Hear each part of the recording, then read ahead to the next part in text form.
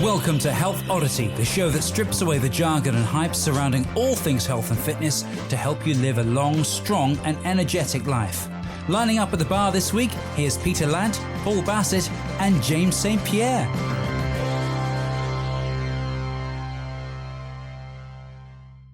This is episode 28. 28. We're doing well. 28, that's all right, isn't it? Maybe when we get signed by Netflix, we'll start. Yeah, exactly. Then we'll break it up then. But there you go. Right then. So so Maggie, I'll do a quick intro and then we'll just get into it. Oh, I thought we started. I thought that was quite good. Oh, don't worry. I'll chop it all up and I'll stick it. I'll chop it up and stick. We're professional. Okay, I'll get started. Hang on. I'll just. Right. Hello and welcome to episode Shut Up Paul 28 of the Health Oddity podcast. I'm not starting again. No, we're carrying on. Episode 28 of the Health Oddity podcast with my good self, and my hair's looking a little bit better. James thought I'd cut it this week, but I haven't. It's just because it's calmed down a little bit. Maybe it's under the weight. Who knows? We're sitting here with Mr. Telly Savalas, James St. Pierre himself. Say hello, James. I should have a lollipop, really, shouldn't I? Yeah, who loves you, baby? Yeah. I'm only saying that. I'm not being nasty, by the way. You said something about looking like Telly Savalas last week. So Because I've had a freshly shaved head again today. Look. Have you? Oh, look at that. Finally, look. That is brilliant. I've got one of them little spots in front of my eyes now from the light bouncing off it. But there you go. So that's James. And we also have the other guy, Mr. Paul Bassett, sitting with us as well. Our other co-host. I just got a memory of Black Books when he does his impression of Belly Savalas, where he sticks a lollipop in his belly button. And he says, "You don't want to know my kabumbo." Oh, blimey. Right. Okay, that put me off now. I'm not sure if Black Books will translate to the international audience, but it's great. No. But if you don't, but it might do. You never know. Might do. Yeah, might do. You go. Right.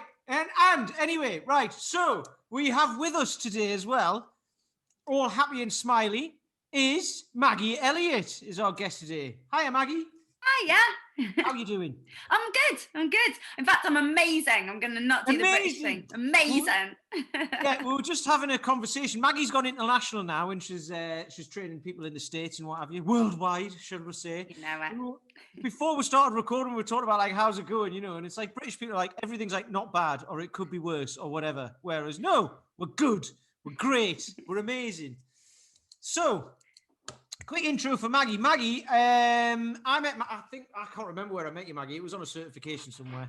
It was, yeah. I think it was SFG1 or something, like a few years back. It was a while ago. I can't specifically remember which one it was because I've seen you at several others. Loads. Loads. So is James as well. Yeah, but what's great about Maggie is whenever you see it, you'll see this if you're watching it on YouTube, or you'll hear it over the recording. She's just such a happy person, and it just makes you want to smile, basically. And if you watch her skipping videos on Instagram, which we'll get into later on as well, you know, they're just great. It just brightens up my day, Maggie. It does. Ah, yay! There you go. So anyway, Maggie is a strength coach, SFG1, SFL, all of that stuff. She's great at skipping, as of the last year or so. Lockdowns made her good at that. Oh yeah, you do a podcast yourself, don't you? The Body Confident podcast. Yes, with Ellie and Body Hannah. Confident. That's the one. Yeah, and all of that. So that's a little bit of an introduction for you. I like that introduction. That was nice. That was a good one. Thank you. Summed me up nicely there, I think. Yeah, I think you'll find it was amazing. Amazing. Awesome. Get carried away, Peter. It will go to your head. I know. Sorry. So anyway, Maggie, tell us a bit about yourself. Oh, stuff you haven't. Well, I'll build on what you said. So I started skipping, otherwise known as jump rope, if we're in the competitive sport area of it, in May, and I became a little bit obsessed with it because I love it. And I started just by jumping over the rope, 5,000 skips a day to raise some money for charity, because I felt like I just wanted to do something. You know, we weren't doing a lot, were we, in the first lockdown?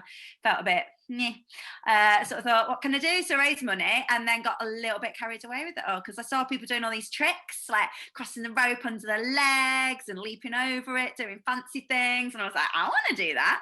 So I did. So that's been my latest little project. And generally speaking, day-to-day life, I've got a little PT studio. I train people mainly in kettlebells, sort of general strength training.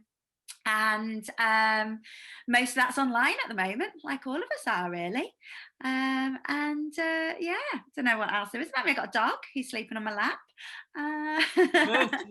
Birch, Yeah. Where are you based at the moment, Maggie?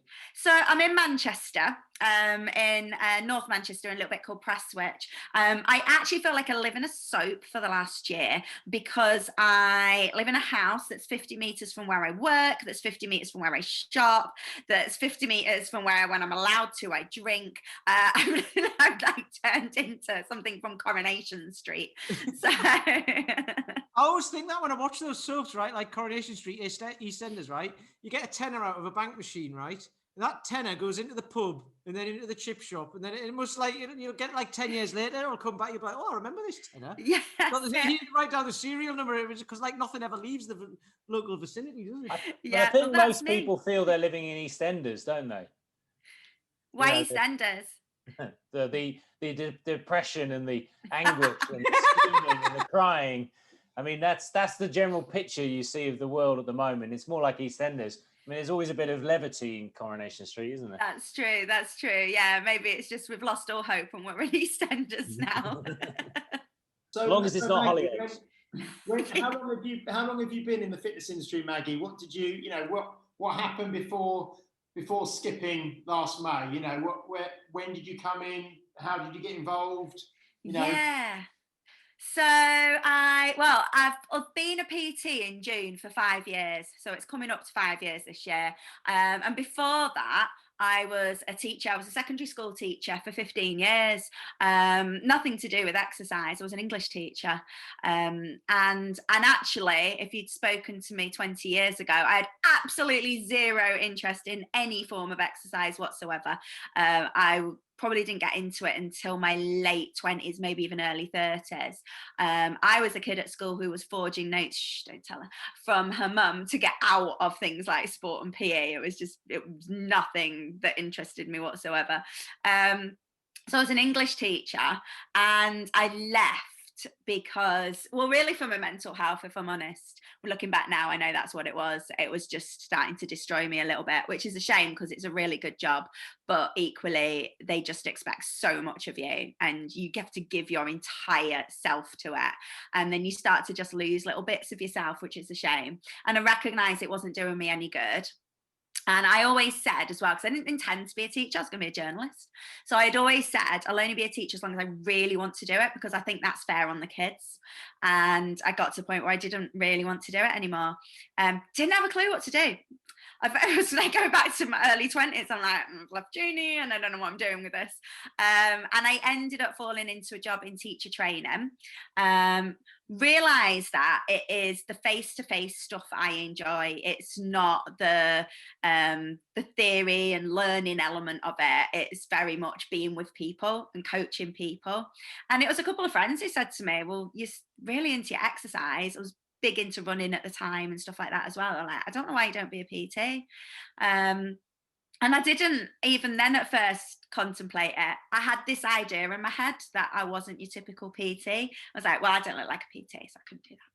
And then I decided. Now look at all of us. None of us look like. And this is what you mean when you get into it, right? That this like little Instagram notion of what a PT looks like, where they're doing their little plank challenges with a little abs showing. That's actually mostly people don't look like that.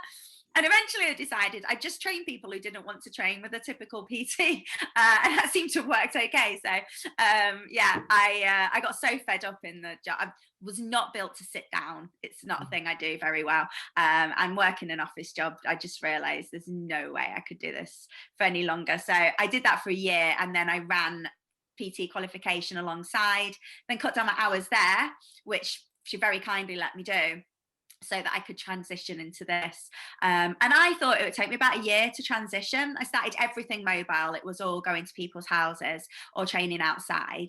I aimed at a market of women who couldn't get to the gym anymore, but perhaps used to really love going for various reasons, like childcare, or they were on maternity, or they were prenatal. So it wasn't right for them to go to the gym anymore. And ended up just doing a little bit better than I thought, to be honest. There was a bit of more of a market than I thought there would be even initially for that. And within 5 months, I'd quit my other job and I was just focusing on this full time.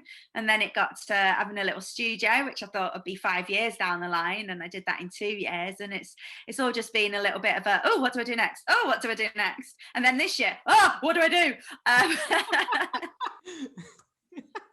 Yeah, I think we've all had a bit of that. Yeah. But I suppose it's helped. I've always had this little bit of I've had like a vision of what I think it would feel like, what I want to do. For me, I want it to feel like it's something that makes me and the people I train happy. And however that happens, I don't really mind. Like, it's not that I have a particular philosophy and way of training people. I just want people to feel good, and I'll be happy to do that any way I can. And I've therefore always been a little bit adaptable with what I offer, because I base it on what people are asking for and kind of go, oh yeah, I've never thought of that, but let's give it a try. So I feel like that was a bit of a bonus this year, in that I've always been that kind of person who can adapt on the hoof a bit, that I was able to go, oh right, okay, so I can't see you in person, but let's work out how we do this. And of course, like, Zoom now is just in the vocabulary, isn't it? But I remember looking up on the computer, how do I video conference people?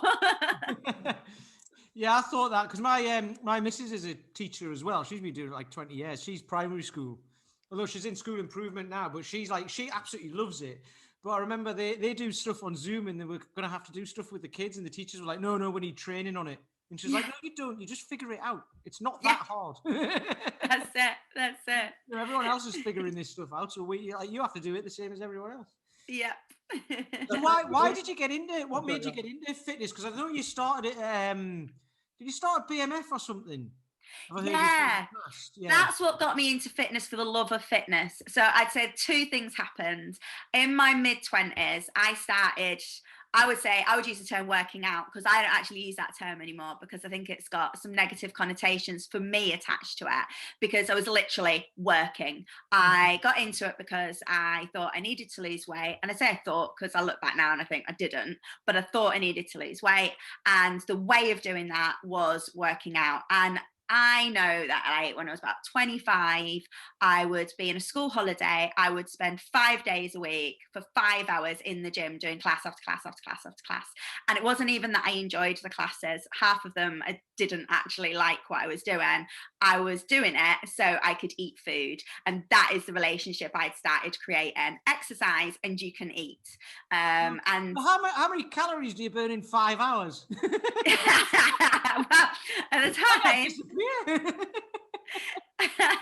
time, it wasn't even like fitness watches. So I was just making this up. I was going, well, that's probably 300 calories. We'll have to go to one now so we can have dinner.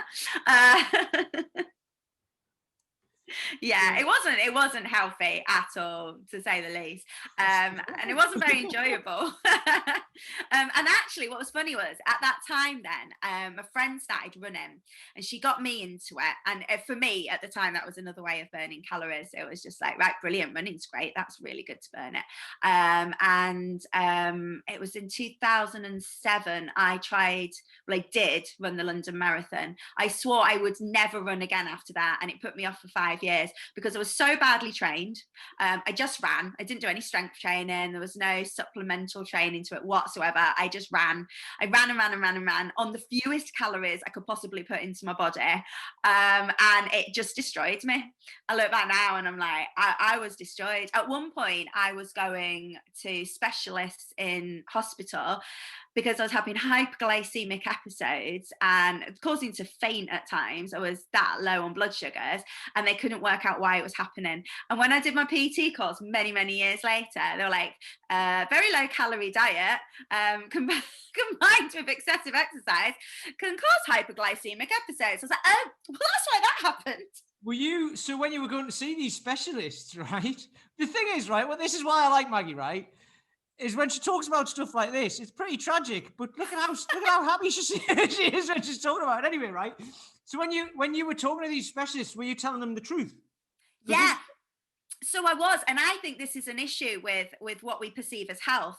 I was telling the absolute truth because I was proud of what I was doing. I was exercising constantly. I was on a Weight Watchers diet, which they recommend on the NHS. I wasn't even using the points they give you for exercise. I was building my exercise up and saving it and not eating additional points. So I was eating the minimum requirement that Weight Watchers would give you. I was sticking to it rigidly because I truly believed in it. And then I was building up marathon miles and going to the gym, doing classes, you know, like step and body pump and things like that. So just excessive exercise. There was no plan behind it. And I'm telling them this and they're going, yeah, good diet. Yep, exercises. Wow. I ticked all the boxes. So no one really questioned that. But it's not really part of the NHS. It's not really part of the education. You know, nutrition is just a module for most things, you know, so they don't really come in with that perspective. And then obviously they're dealing with so many things. It's very difficult for them to try and work out if someone's telling the truth or whether or not the calorie intake versus the activity. We think about exercise and we think about calorie restriction, but we don't really think about what happens when you start putting excessive load on the body. How much food should you eat and things like that. And running a marathon is not easy. Yeah. This is also one of the things I've just thought there, because if you go to, like, I don't know, if you go to the doctors, you know, everyone, like, how many units do you drink a week? And everyone will go 21 straight away, won't they? Like, or 40 or whatever it is. I don't even know what it is now. Whatever number it's meant to be. I don't know what it is now because I don't need to know, because I don't drink as much as I used to, so it's okay. But, you know, if you go like, oh, I'll go to the pub for an hour on a Friday night and a Saturday or whatever, the doctor's probably going to go, it's all right. If you go, I go to the pub 5 hours a day, 5 hours a week, it's going to flag something up in it. They're going to be like, right, that's a problem. And it's the same with exercise, right? If you go an hour a day for 3 or 4 days a week or whatever, that's all right.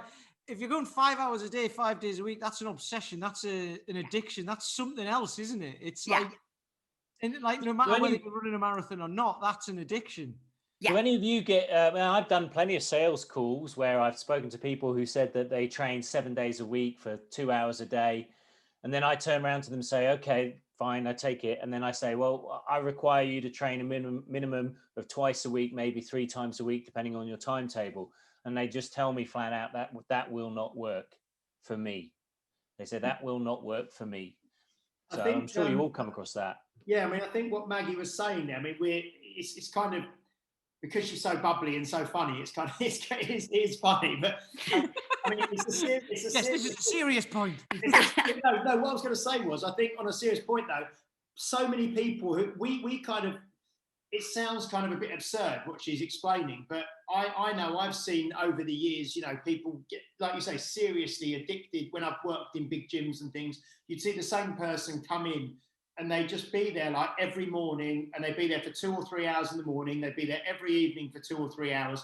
They have got a problem, but even a lesser extent than that, so many people still have this, like Maggie was explaining, have this notion that exercise is, you know, it's the cliche, isn't it? Exercise is, you know, punishment for what you've eaten or what you're going to eat. Or people see exercise as purely a way of burning calories, either for burning calories for something they ate yesterday, the day before, or burning additional calories to build up a reserve so they can sort of have a splurge the next day, you know. And I think that is, for many people in this country, that kind of idea of you exercise to burn calories and then you try and match what you're putting in and what you're burning on the treadmill or the cross trainer or the bike or the rower or whatever, or the spinning class. That is kind of life for many people, isn't it? Yeah. Normal people that probably might be listening to this today, you know? Yeah, definitely. I mean, I know that I only got rid of that mindset maybe about But less than 10 years ago, maybe 7 or 8 years ago, I would still MyFitnessPal everything I ate, and honestly everything I ate when I was on holiday, at Christmas, no matter what day it was, because for me that was the control I needed over food, not to put weight on. I would MyFitnessPal. Well, I have a fitness tracker that feeds into MyFitnessPal, so I don't even need to put in what exercise I've done. And although when I started BMF, exercise, the reason I was exercising felt like it changed a bit. I was still very obsessed with the calories I intook into my body, and so much so it's taken a really long time to unlearn this. But I wouldn't be able to go into a supermarket at lunchtime, go to the fridge section and just pick up a sandwich because I fancy a ham and cheese sandwich. Because as soon as I saw the front of that packet, I would see that it was red and go, oh, no, that's too much. And then I'd be looking for the green. There's something that laid it under 300 calories in a sandwich, because it just becomes so ingrained in me that you can't eat that many calories. And I've had to kind of get rid of, I've purposefully now unlearned that stuff. I'd say I was a walking calorie counter for a long time, so it's difficult to do. And even now, if I actually actively think of it, I can tell you quite quickly how many calories I've eaten in a day. And when clients show me pictures, I don't have to input it into MyFitnessPal. I know I'll be right when I do.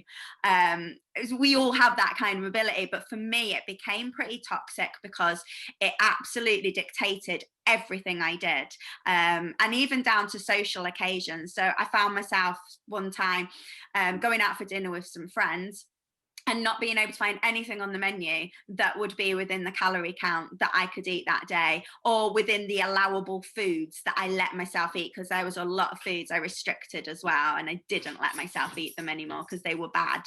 And then that upset me, and then I didn't enjoy my night out because I've got this guilt from having to eat something, or I'll just have a starter, so I'd then be hungry for the rest of the night, or drinking alcohol on top of having a starter because I didn't want to consume too many calories. So how did you break that cycle then?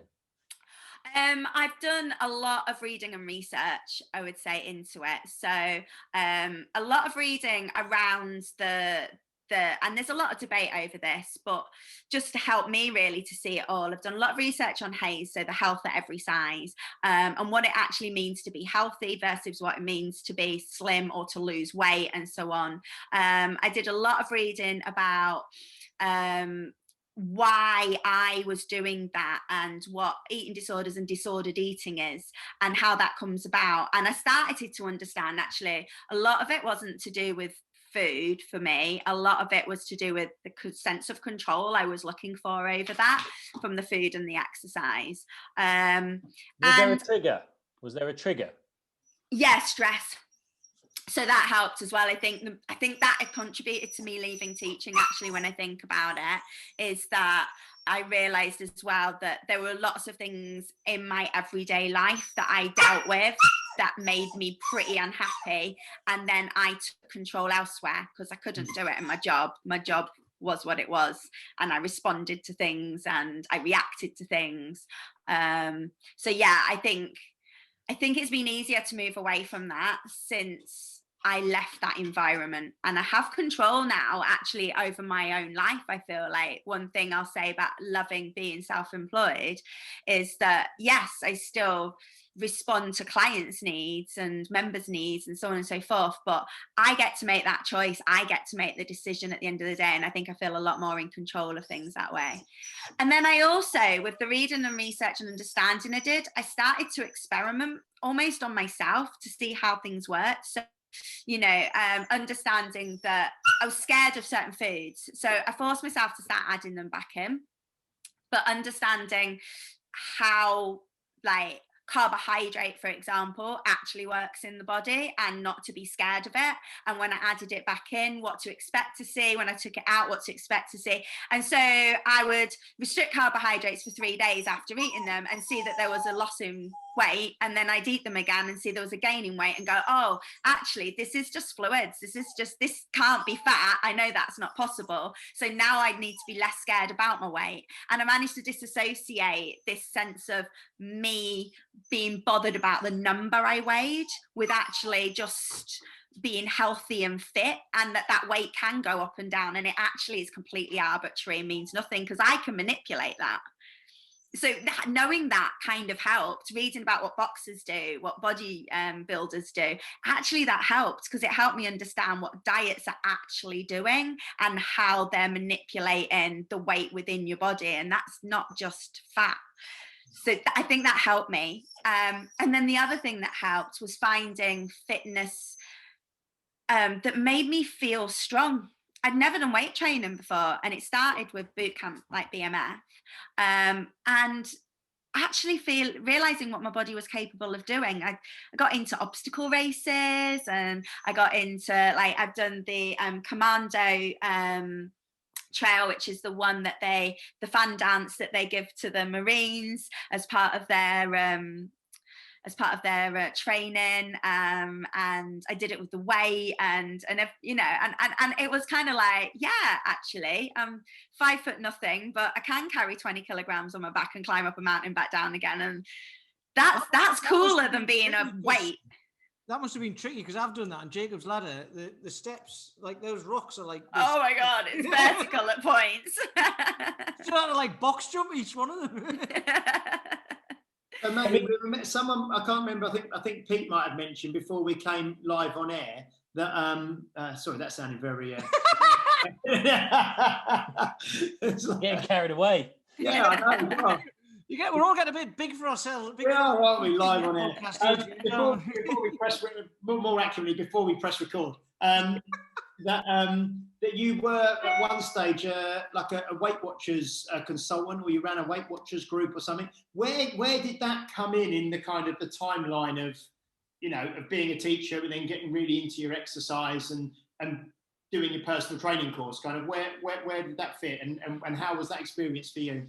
Yeah, so that was my mid-20s spot. So that was the full-on weight loss time. And I lost weight with Weight Watchers.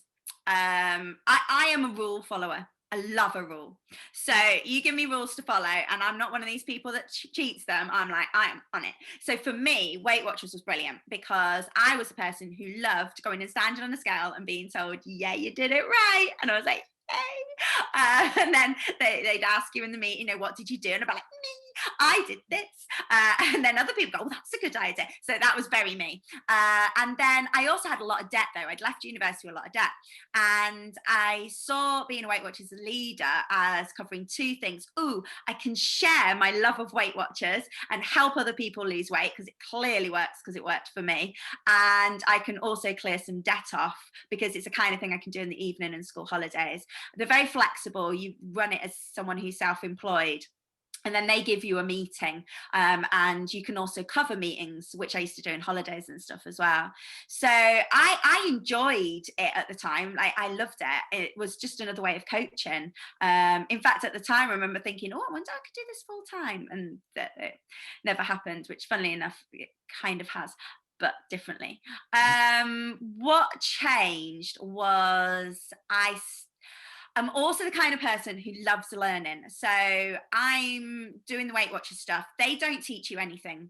Weight Watchers, very interestingly, when you go on their 3-day training course, they teach you how to teach people. They teach you the coaching element of it, how to facilitate a meeting, how to write a plan, so on and so forth, which was quite funny, because obviously I've been a teacher for so many years. I'd been teaching for about 6 years by the time I started doing the Weight Watchers, and everyone at the end has to give a 20-minute meeting, and she left me till last, and I was like, why has she left me till last? And then I gave my 20 minutes, and there was this moment where everyone just sat silent with their mouths agape. They'd clapped everyone else, and they just sat in silence, and she looked at them and went, what's wrong? And they were like, we can't do that. She's like, she's a teacher, it's why I left her till last.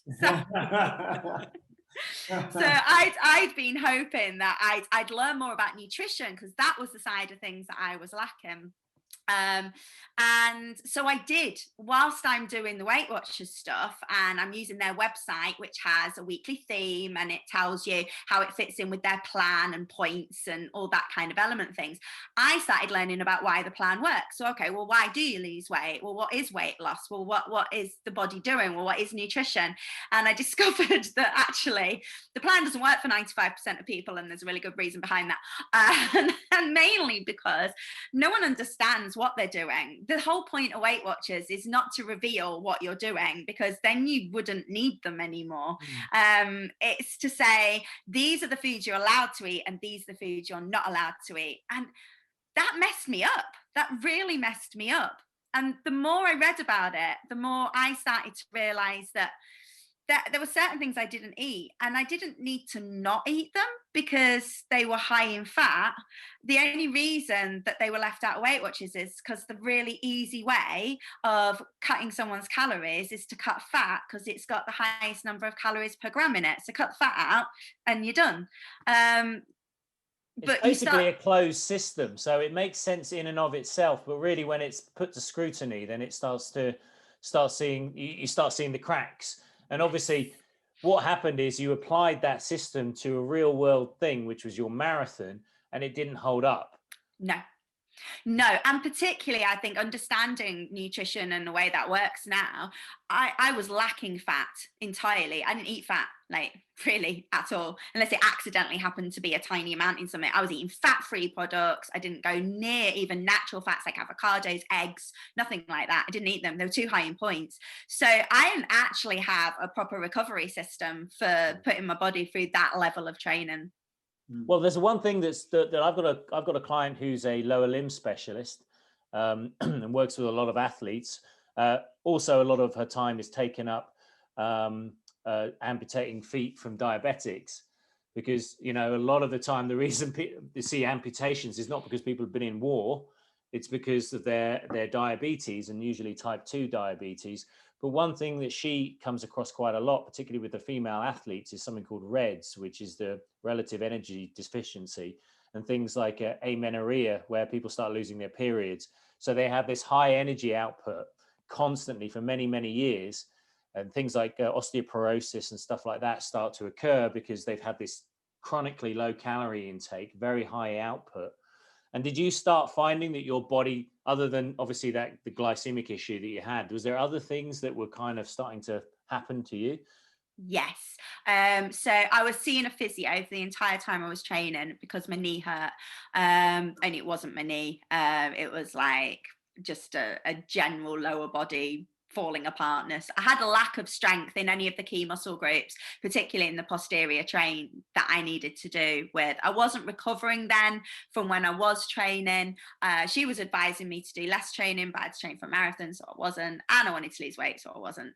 And also when I finished the marathon, really interestingly, I couldn't breathe fully for maybe 8 months. I mean, probably trauma to the diaphragm, I would have thought in some way. But I went for like the lateral flow test, wasn't it? They call it, doctors went for those. They were testing me, checking I didn't have like exercise induced asthma, all that sort of thing. But yeah, I really struggled with breathing as well. So it pulled my body apart, basically. I was gonna say, what was your like? Because you're saying like, right, you wanted to lose weight. What was your goal? Where did you want to get to? As slow as I possibly could. There was nothing on you by some point, but you still had that thing. It's like, yeah, okay, I need to get the next meeting and get on the scales, and they tell me about. When does that end? When does it end? Within Weight Watchers or within life, you know what I mean? When does it end? Yeah, and this is the problem. When you get caught in it, it doesn't. So I was, interestingly, and I'm honest to clients about this now in terms of weight. So interestingly, when I started Weight Watchers, I weighed the same as I do now. Very different body composition, a lot less muscle mass, because I didn't do any exercise for a start, but I weighed exactly the same. I then went on this route, and when you go to Weight Watchers, they say, what would you like to weigh? there's nothing scientific about it. They ask you what you'd like to weigh. Now, as a woman, you have a number in your head that comes from your late adolescent years, probably around 17 or 18. That's when you decide that's what you should weigh. And that's what majority of my women have tried to continue weighing for the rest of their life. And that was my weight. I wanted to weigh 8 stone 2. That was about a stone-ish loss. So I got down to that in a month. It was really fast. But then I was like, ooh, but in my BMI bracket, I could weigh as little as 7 stone 2. I wonder if I could get to 7 stone 2. So then I was absolutely just fully focused on getting below 8 stone and then getting to 7.5 stone, because that's an amazing number. That's like 7.5. Wow. So did that equate to health for you? So you thought, right, okay, if I'm down near the lower end of this scale, then I'm going to be more healthy? Or was it just a challenge for you that you just wanted to go for? It's a good question. I don't think I thought about health back then. I think it's a health focus that's allowed me to move away from that. I'm not sure I was equating it with that. I was quite young at the time as well. So I think it was mostly aesthetics. I think I'll look good if I'm that way.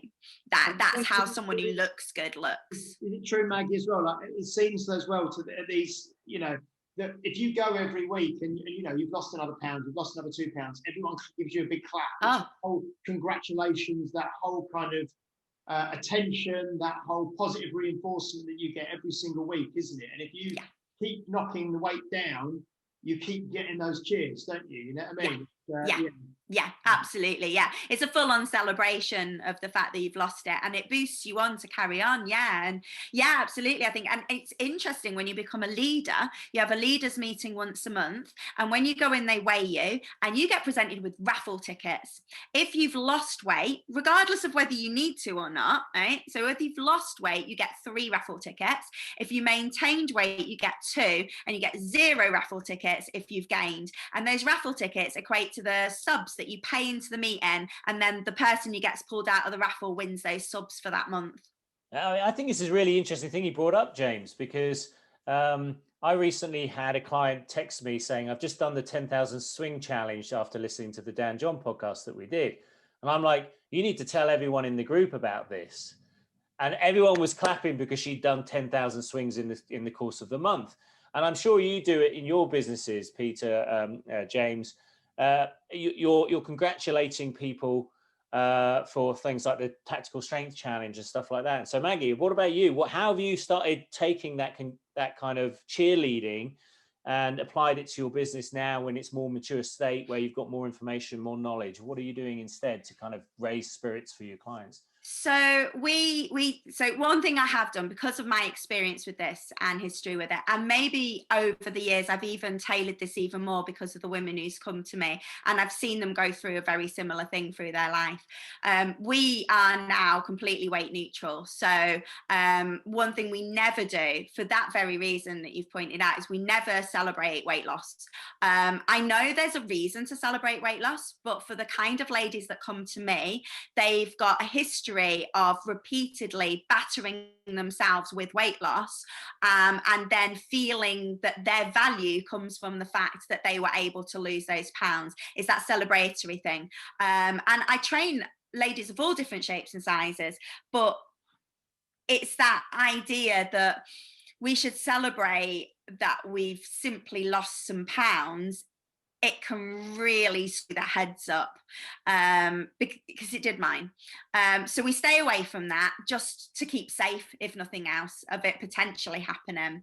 And because when it goes back on again, which for a lot of people it does, then it's a sad thing, and it doesn't feel like an achievement anymore, and they feel really guilty about the fact they did put it back on. So we celebrate fitness and strength for the other benefits it brings. We celebrate in different ways. I made up a system that recognizes different levels, a bit like belts, for example. So these are the kind of the basic things that you might be able to do, like swing at 16 kilogram 10 times, 3 times over, be able to snatch, so we've got them in there. So it's basic and intermediate and advanced, and we celebrate when they hit those different levels.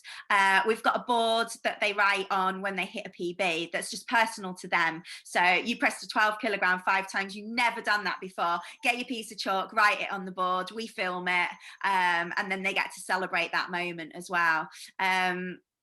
We've actually, really good. We've actually some other ideas in there as well. We want to. I hope none of them are listening. It'll give it away. We're going to get some bracelets. And when they are listening, I hope they're listening. They're listening.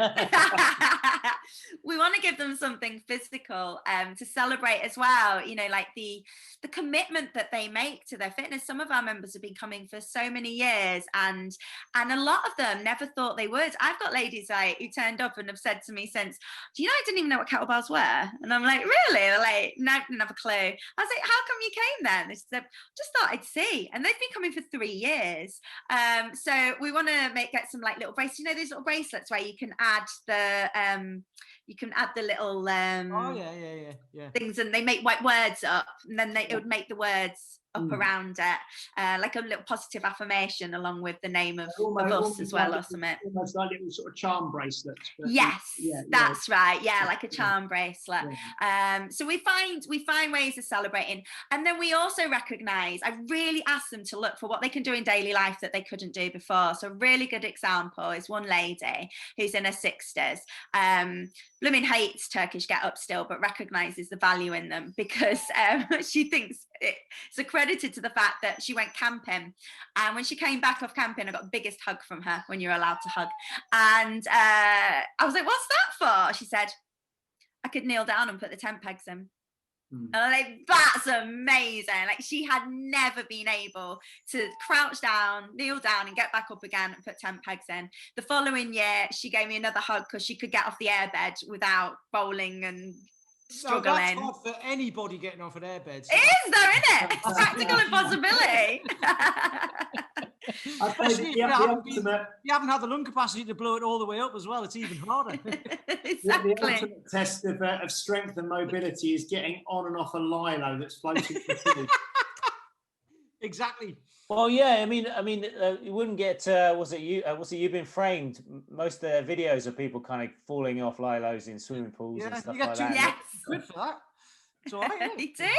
It's true. No, that's great though. Like the celebration of things like that, of like the positive things. So then, because what you said earlier made a lot of sense. Like, you celebrate. Like, there's someone I know whose mum used to say to them, basically, this is someone who I knew in a previous life, who was actually bulimic as well, and her mum would say to her, you know, that she'd either say, "Oh, how are you doing? You look lovely. You've lost weight," or she wouldn't say anything at all. And it's the similar thing. It's like, celebrate, you've lost weight, celebrate. And then you haven't lost weight. Oh, well, never mind. And it's like, well, hang on. Well, you can celebrate that because you might have put on some muscle that you needed, or you've got better bone density, or whatever, you know what I mean? So it's like, I think that's brilliant, because then what's happening with the way we all do it now, I think, is, you know, number one, we're not kind of trying to push something onto someone. We're like, cut this out, cut that out. That's good, that's bad. It's like, whatever you want to do, we'll fit it in and we'll make you enjoy it. And then it becomes a thing of like a celebration of the thing. But if it goes the other way, it's not a commiseration. It's a, oh, well, but you've done this instead, which is a good thing. So it's always focusing on the good, which is fantastic. Yeah. I love that. If you lose 5 pounds and you hit a goal of that weight loss you wanted, you can celebrate and go, yay! But you might find, because circumstances in your life change, despite still continuing to exercise and still continuing to put the same amount of effort in, you've gained that £5 back, or even you've gained 10. And then you feel really bad about that because all the celebration was about the weight loss. Whereas you press 16 kilograms 5 times above your head and you continue to train, you continue to work on that. Now you can press 20 kilograms 5 times above your head. And that continues to keep building and celebrating. You can't lose that if you work work for it, or you feel like you're working for it, but you can lose the success you felt from the weight loss. Yeah. And I'm also really mindful as well that sometimes people don't lose weight in a particularly healthy way. And by saying, oh, you look amazing, you've lost weight, you don't actually know how they did that. Yeah. It could be quite a triggering thing that you're saying to them. That what you've just said there, Dan John said that in a previous podcast as well. He said he had a 50-odd-year-old lady client who's basically she didn't have any aesthetic goals. She just wanted to be able to do 3 or 4 pull-ups or whatever it was. But she knows that to get to be able to do 3 or 4 pull-ups, it's going to be easier if she loses body fat, not weight. If she loses body fat and gets stronger, she's going to be able to do those pull-ups. So aesthetically, she'll probably look better, and all of that. So actually, it all comes with just that one goal. Yeah. And everything else kind of has to fall into place for you to get it. Otherwise, you won't get it. So, this is it. And what's really interesting is that although we never talk about weight, we don't sell on weight, we don't promote weight loss, we just don't mention it at all. My members talk to me about it, and I know that even though we have other goals such as, right, let's, build you up to being able to run this far or to swing this amount, or we have goals in sight for us, most of the time they're going to come to me and go, oh, I've lost a stone. And I'm like, oh, okay, nice. Yeah. And we don't go, way, you lost a stone. But, because actually what was more exciting about that was they ran the 5K they really wanted to be able to run. And it becomes a bit of a bonus for them that they see as another element of something they've achieved rather than the be all and end all of it, which means that if it does go back on, they're not going to be so disappointed, but also it's probably less likely to go back on because they weren't trying to rapidly lose weight in a really restricted way. It just happened over time because they implemented healthier behaviors. And for me, that's what I'm helping them to see is weight loss or no weight loss. Let's just talk about being as healthy as we possibly can. How can we promote healthy behaviors over weight loss? Because I think that one has the opportunity to be destructive for some people, whereas promoting health gain can't be destructive in any way to anyone. It's always going to be something that's beneficial. Where do measurements fit into that? So, for example, if you have a client and they come up to you and say, hey, I've just lost 7 or 8 centimeters off my waist, how are you interpreting that? Because that would tell me that they're burning body fat, that they are, and obviously if they're training, then they're changing their body composition towards a more athletic physique. How does that work for you? Yeah, so again, I used to, but now I don't do any weighing or specific measuring of people or anything like that. If they do have a weight loss goal, I keep them off the scales for a start because they have too much associated with that number and it's not healthy, as we said. But I do tell them, do you have something and maybe it's a little bit tight on you in your cupboard? They're like, yeah, okay, well, put it on and see how it feels. And then every now and then I want you to just put it on again and go back to it and see how it feels. I find that's useful in 2 ways. So they don't tend to know what the measurements are, my lot, but what they do know is whether they've reduced and sort of body size, so to speak, so they can fit in something now. That can be helpful because if they are wanting to reduce their size, it can be something to go, well, just go back and put that thing on and see how you feel. And they're like, oh, actually, it fitted a little better. So I'm like, okay, so we're getting healthier and we are achieving that goal that you did initially want. So let's just keep working towards it. I think that's a better way of doing it because they don't lose heart. They're never standing on a scale or having a measurement that makes them go, and I think that can happen with women a lot because there's so much about us that fluctuates in a month, let alone depending on the time of our life. And it's especially a lot of women I train are coming into their 40s, their perimenopause. We can't control a lot about what's happening, and fluid retentions, weight on the scales, even measurements are going to go up and down. They feel a bit softer sometimes than usual, all that kind of thing. So I tend to work more with them on how do things feel. If they come to me and say, I want to lose weight to fit into my leggings, I say, buy some new leggings. It's a much nicer way because you get some new clothes as well. And then over time, maybe you'll fit those other ones, but let's buy some new leggings. Don't, berate yourself for not fitting them. You can Sweaty Betty's got a sale on. I And thought you were going to say, and you get them from Feel Fit UK. yeah, Feel Fit's got discount codes. Could have got that on there, couldn't I? Feel Fit UK's got a discount code. I'll cut the Sweaty Betty bit out. Otherwise, Ellie will be after you, won't she? I know, won't she? Do me. Why did my head go there? I've not just bought anything in their sale, honest. Yeah, so and then I help them actually with body image, because I think so many people lose weight and I still feel the way I did. Well, I'll lose a little bit more, because actually the way they look at themselves isn't actually anything to do with the size of their body. It's what's going on in their head. And so we work a lot on what actually our value comes from and our worth comes from, and why it's important to recognize that you're so much more than the shape and size of your body. I find that the women who conquer that, even the ones who wanted to lose weight and conquer that, are the ones who actually in the end are successful in losing weight and keeping it off for longer, because they're not going to these quick fix ideas and trying to bounce into the fastest weight loss possible. They actually start implementing healthy behaviors, which is what we want. Yeah. Do you train any men? Not many. How many have I got now? One. I've only got one left. That's not purposeful, but I think it's probably my philosophy. It pulls women in more than it does men. The guy I train him with his wife as a couple, always have done. He's the only one now. I did have a couple more. I met a guy who you trained. I can't remember his name, but he was at the SFL in November. Oh, yeah. He had like reddish hair, Scouse guy. Was he Scouse? Yeah. Les.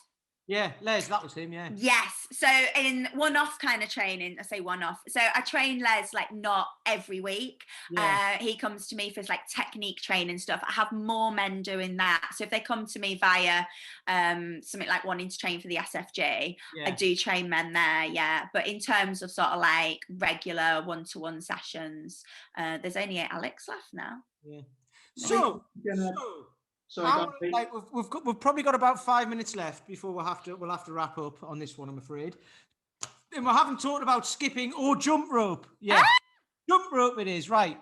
Now, have you guys seen this, James and Paul? Have you seen this on Instagram? What Maggie? Yes, I've seen. I've seen Maggie skipping around and doing lots of different footwork, and it's fantastic. I didn't even know this was a thing. I thought skipping was skipping. There was a bit of double dutch and all that sort of stuff. But this stuff that you do, it's not just crossing your arms and that. You're doing handstands and flips and also you got that the other day and it was great. Like, honestly, your face was brilliant. Hey, I hit it. I was so excited. How did you discover that? So this was Instagram algorithms, which is amazing, right? Sometimes it helps you. So posting about the 5,000 skips a day, I was using hashtags and it obviously started showing me things associated with that in my feed. And this girl, Lauren Jump, she's called, pops up one day. She'd only started in March. And I was like, hang on a minute, what's this? Looks like fun. She's not just jumping over a rope. And then it showed me a few other people. I was like, oh, I've got to try this. So, and the thing is, there's quite a big community on Instagram now of jump rope. And it means you can learn tutorials off it. You can literally start learning how to do this stuff from Instagram and teach yourself. And then I got quite into it. So I got myself a coach. So now I have coaching once a fortnight. I'm going to get myself a jump rope cutter. What? What's one of those? That's it. I love it. It's so much fun. I've seen what you're doing and it is amazing. So how much further can you go? Because honestly, some of the stuff you're doing, I'm like, if you've got that within a year, you're going to be like going around the world doing workshops and stuff like that on like all this like amazing jump rope stuff. Imagine that. That'd be amazing. You could start doing it like on sort of like the Colosseum and stuff like that, and all these landmarks around the world become famous. I have this hashtag jump anywhere, and I really enjoyed when we were out of lockdown for a very short period of time because I live in Manchester, so we literally lived in lockdown for an entire year. When we were allowed out of it for a bit, I enjoyed just going like different places that were really cool, getting my skipping rope out and just going, and jumping there. Have you set fire to it yet? Not yet, but I've seen someone who has, and that looks pretty cool. So Never say never. It's quite costly because it looks like you burn your rope and then you have to go and get another one. I know, right?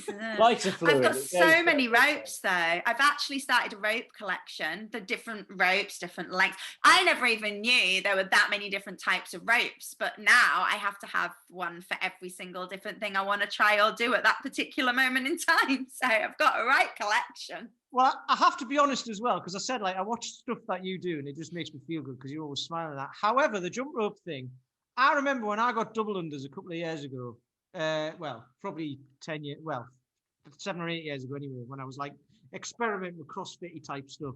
And I got double unders and I was well happy. I was like, I've made it. I've done it now. And then I realized there was triple unders. Yeah. And then I've seen what you do and I'm like, God, that's just the beginning. So I gave up. I think that's what I love about it is you look at the scope for what there is and it just goes on forever. There's so many tricks, there's so many things you can do, and once you understand, so one thing I got the coach for, because I'm a geek and I like the learning, going back to that one, is I wanted to understand the theory behind it. So just like I did with the kettlebells, it wasn't just about being able to do it. I wanted to understand the mechanics, I wanted to understand how it fits together, what brings these tricks, what makes them the way they are, and then how do I bring them together like that. So I learned about sandwiching and sequencing. I learned about the mechanics of crossing. There's even a jump rope periodic table, which shows you how they all fit into one another. It's really interesting. And so then once you've got that, I now feel like the knowledge in my head is far greater than my capacity to do it at the moment. So I'm now trying to catch up physically with what I know mentally.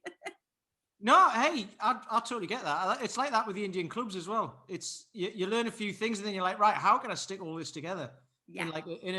In a flow or whatever you want to call it. But you know what I mean? In a sequence that just like looks good, feels good, and like it gives you benefit as well. Yeah. So excellent. Yeah. And I get lost with it. You know, sometimes you do something and you literally get lost with it. You don't realize that amount of time has gone past. You honestly believe 10 minutes passed. That's that. Yeah, cool. Well, I think we're going to have to wrap up there, unfortunately. So, yeah. Right. Well, where can we find you, Maggie? Where can people find your jump rope and your... Oh, right. So you can find Jump Rope is Jump with Maggie on Instagram. Yeah. And we've just started to... Jump with Maggie or Jump with Maggie? Jump with. Jump with Maggie.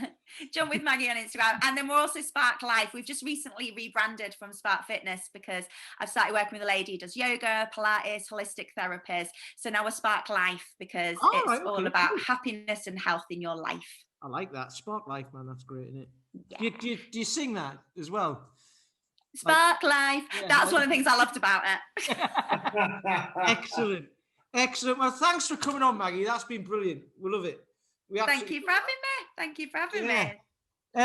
James, any last comments, questions, or anything? It was fantastic. Yeah, it was great. Like I said, I've seen Maggie on a number of certifications and courses before, and we've kind of said hello and had pleasantries and stuff. But to actually have an hour to really find out about her has been brilliant. And I think what we've talked about there, we've got Josh Hillis coming on in a couple of weeks, and I'm reading his Lean and Strong book at the moment, and it's a lot about emotional eating, stress eating, eating skills, that sort of thing. It's going to really tie in with what Maggie's talked about. So no, it was a really, really interesting conversation, I'm sure, and I know a lot of our listeners are going to take a lot from that. So yeah, thank you, Maggie. It's great.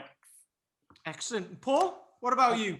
I think I just reiterate what James said, really. I mean, I think this is probably one of the most relevant of the podcasts that we've done for a lot of clients. I mean, I literally got off a phone call maybe a couple of hours ago talking about, I've got a program which I call the Level Up, because it's basically just increase the amount of training that someone does. And with that, we increase the amount of food they eat. And the sole focus is not to lose weight, it's to become more athletic. And one of the fears that individual had was that they weren't losing weight. Even though the whole guise of the program is to become more athletic. And we went through strategically what areas of success that she'd experienced in the last couple of months. So for me, it was great to hear you go through all of these struggles, and also how you brought a different level of awareness, and how you kind of thought very logically, I would say, about how you address the fundamental reasons why you're wanting to control your food. and really replacing it with something quite freeing rather than something very restricting, because it's quite easy to go quite kind of almost have that religious zeal about everything and feel like a Puritan, particularly with nutrition. So you've done a fantastic job not only educating your clients but also getting yourself into the right kind of mindset to make constant progress in a way that's aligned with your values. So it's great to hear that. Excellent. Well, there you go. Right. So, if you like this episode or any other episode, feel free to share it with your friends, subscribe, leave us a review. We've been talking about the listener numbers between the three of us, and I think we've quadrupled listener numbers since we started this podcast, which is awesome. So that is all with your guys' help. So we love that. So please please subscribe, please leave a review. Wherever you listen to this, I mean, we're on Spotify, iTunes, we're absolutely everywhere. So thank you for listening. Thank you all, and we appreciate you all. And we'll talk to you on the next one. And I can't remember who's on that, but Brad Kearns again. Brad Kearns. Oh, the next one's Brad Kearns, which will be. And we're going to be. I'm going to be having the coffee because we're recording at 10 p.m., aren't we? Yeah, we're recording that at 10 p.m. Because he's over in the West Coast, isn't he? So. Yeah, so that'll be 10 p.m. So we'll all be. I'll be very quiet on that one. I'll just press record and be asleep in the background. But there you go. So thank you, Maggie. And Thank you very much. We'll hopefully see you in person soon. Yes, that'd be amazing. Excellent. Excellent. And thanks for listening. We appreciate you all. Thank you. You've been listening to Health Odyssey with Peter Lant, Paul Bassett, and James St. Pierre. To get your regular fix of hype-free health, you can subscribe and leave a review wherever you get your favorite podcasts. You can find out more on today's and other topics at healthodyssey.com or find us on Facebook or Instagram by searching for Health Oddity.